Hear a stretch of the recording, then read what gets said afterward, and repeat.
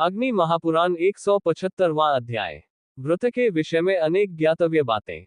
अग्निदेव कहते हैं वशिष्ठ जी, अब मैं तिथि, वार, नक्षत्र, दिवस, मास, ऋतु, वर्ष तथा सूर्य संक्रांति के अवसर पर होने वाले स्त्री पुरुष संबंधी व्रत आदि का क्रमशः वर्णन करूंगा, ध्यान देकर सुनिए।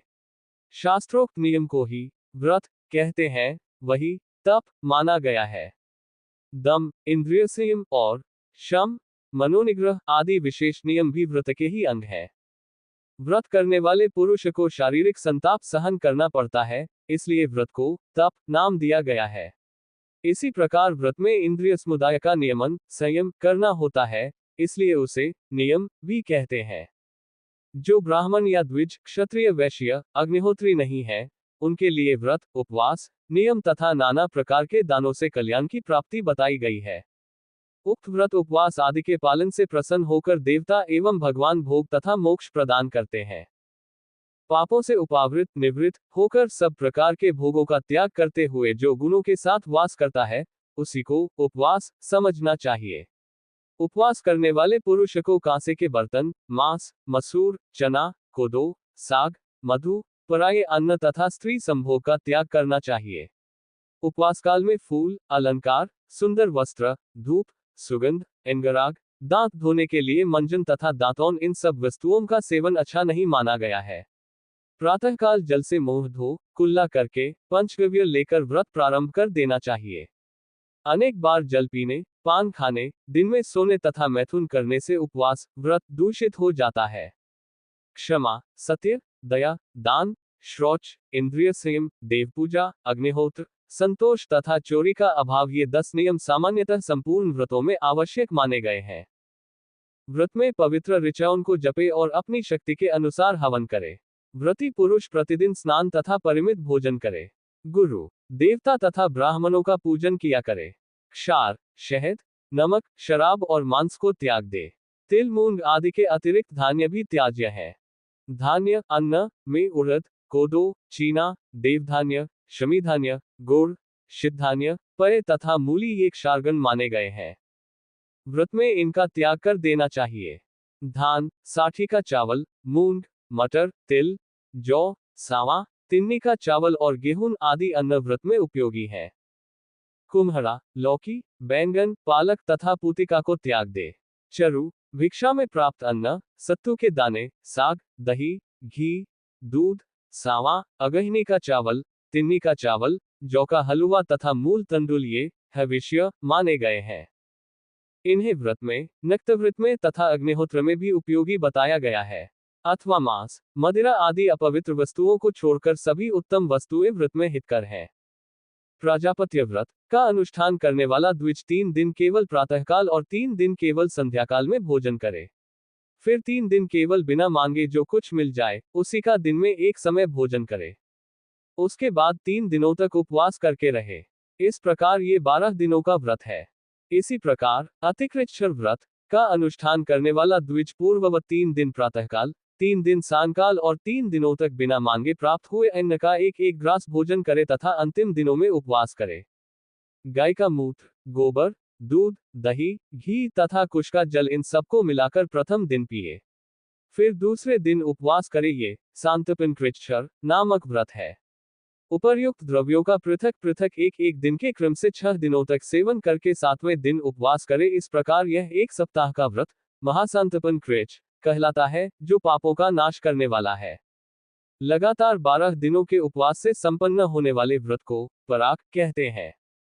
ये सब पापों का नाश करने वाला है। इससे तिगुने अर्थात 36 दिनों तक उपवास करने पर यही व्रत महाप्राग कहलाता है। पूर्णिमा को 15 ग्रास भोजन करके प्रतिदिन एक ग्रास घटाता रहे। अमावस्या को उपवास करे तथा प्रतिपदा को 1 ग्रास भोजन आरंभ करके नित्य एक ग्रास बढ़ाता रहे।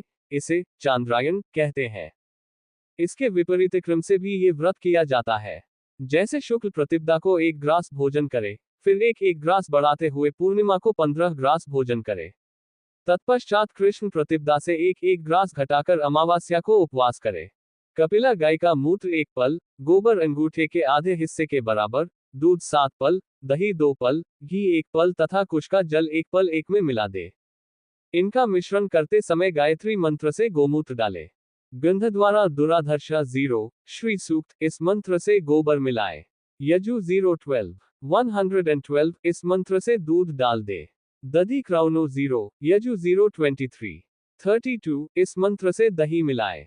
शुक्रमस्यमृतमसी 0, यजु 022, 1 इस मंत्र से घी डाले तथा देवस्य 0, यजु 023 इस मंत्र से कुशोदक मिलाए।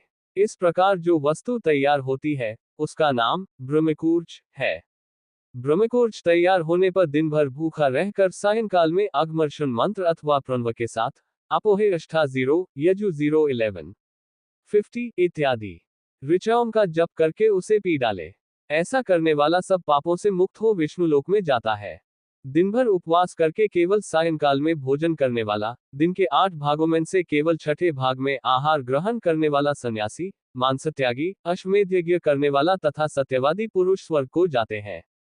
अग्न्याधान, प्रतिष्ठा, यज्ञ, दान, व्रत, देवव्रत, वृषोत्सर्ग, चूडाकरण, मेखलाबंध, यज्ञोपवीत, विवाह आदि मांगलिक कार्य तथा अभिषेक ये सब कार्य मलमास में नहीं करने चाहिए। अमावास्या से अमावास्या तक का समय चांद्रमास कहलाता है। 30 दिनों का सावन मास माना गया है।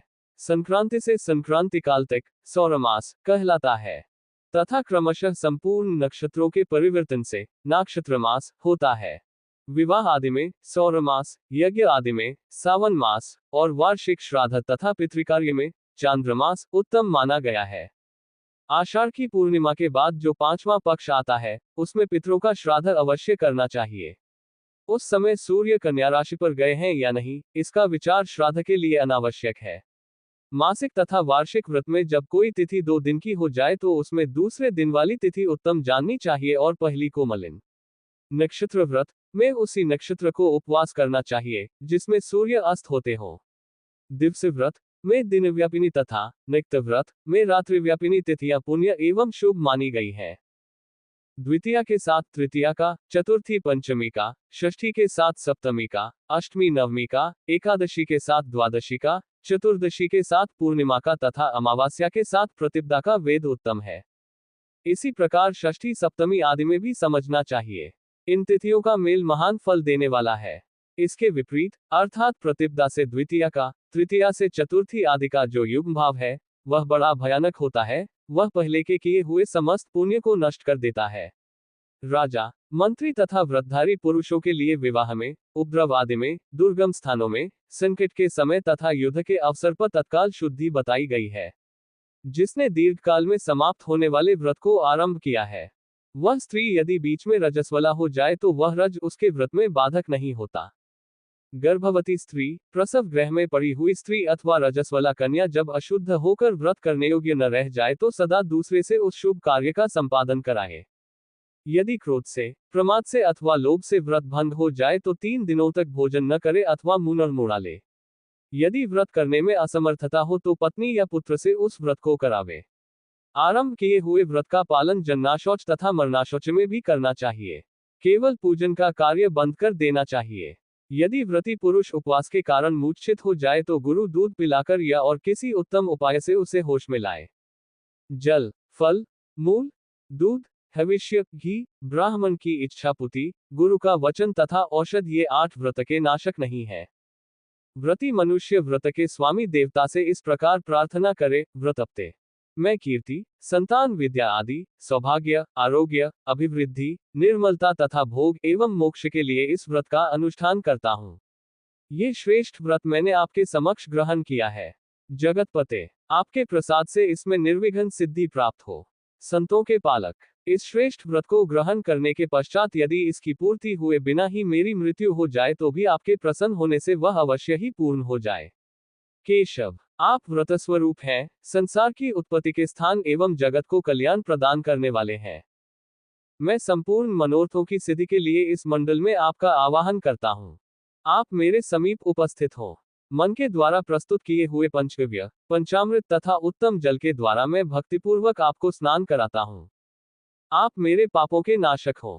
अर्घ्यप्ते, गंध, पुष्प और जल से युक्त उत्तम अर्घ्य एवं पाद्य ग्रहण कीजिए, आचमन कीजिए तथा मुझे सदा अर्घ सम्मान पाने के योग्य बनाइए। वस्त्रप्ते, व्रतों के स्वामी, ये पवित्र वस्त्र ग्रहण कीजिए और मुझे सदा सुंदर वस्त्र एवं आभूषणों आदि से आच्छादित किए रहिए। गंध स्वरूप परमात्मन, ये परम निर्मल उत्तम सुगंध से युक्त चंदन लीजिए तथा मुझे पाप की दुर्गंध से रहित और पुण्य की सुगंध से युक्त कीजिए। भगवान, ये पुष्प लीजिए और मुझे सदा फल फूल आदि से परिपूर्ण बनाइए। यह फूल की निर्मल सुगंध आयु तथा आरोग्य की वृद्धि करने वाली हो। संतों के स्वामी, गुग्गुल और घी मिलाए हुए इस दशांग धूप को ग्रहण कीजिए। धूप द्वारा पूजित परमेश्वर, आप मुझे उत्तम धूप की सुगंध से संपन्न कीजिए। दीप स्वरूप देव, सबको प्रकाशित करने वाले इस प्रकाशपूर्ण दीप को, जिसकी शिखा ऊपर की ओर उठ रही है, ग्रहण कीजिए और मुझे भी प्रकाशयुक्त एवं ऊर्ध्वगति, उन्नतिशील एवं ऊपर के लोकों में जाने वाला बनाइए। अन्न आदि उत्तम वस्तुओं के अधीश्वर, इस अन्न आदि नैवेद्य को ग्रहण कीजिए और मुझे ऐसा बनाइए जिससे मैं अन्न आदि वैभव से संपन्न, अन्नदाता एवं सर्वस्व दान करने वाला हो सकूं। प्रभु, व्रत के द्वारा आराध्य देव, मैंने मंत्र, विधि तथा भक्ति के बिना ही जो आपका पूजन किया है, वह आपकी कृपा से परिपूर्ण सफल हो जाए। आप मुझे धर्म, धन, सौभाग्य, गुण, संतति, कीर्ति, विद्या, आयु, स्वर्ग एवं मोक्ष प्रदान करें। व्रतप्ते, प्रभु, आप इस समय मेरे द्वारा की हुई इस पूजा को स्वीकार करके पुनः यहाँ पधारने और वरदान देने के लिए अपने स्थान को जाया। सब प्रकार के व्रतों में व्रतधारी पुरुष को उचित है कि वह स्नान करके व्रत संबंधी देवता की स्वर्णमयी प्रतिमा का यथाशक्ति पूजन करे तथा रात को भूमि पर सोए। व्रत के अंत में जप, होम और दान सामान्य कर्तव्य है। साथ ही अपनी शक्ति के अनुसार 24, 12, 5, 3 अथवा 1 ब्राह्मण की एवं गुरुजनों की पूजा करके उन्हें भोजन करावे और यथाशक्ति सबको पृथक पृथक गो, सुवर्ण आदि, खड़ाऊं, जूता, जलपात्र, अन्नपात्र, मृत्तिका, छत्र, आसन, शैया, 2 वस्त्र और कलश आदि वस्तुएं दक्षिणा में दे। इस प्रकार यहाँ व्रत की परिभाषा बताई गई है। इस प्रकार आदि आग्नेय महापुराण में व्रत परिभाषा का वर्णन नामक 175वां अध्याय पूरा हुआ।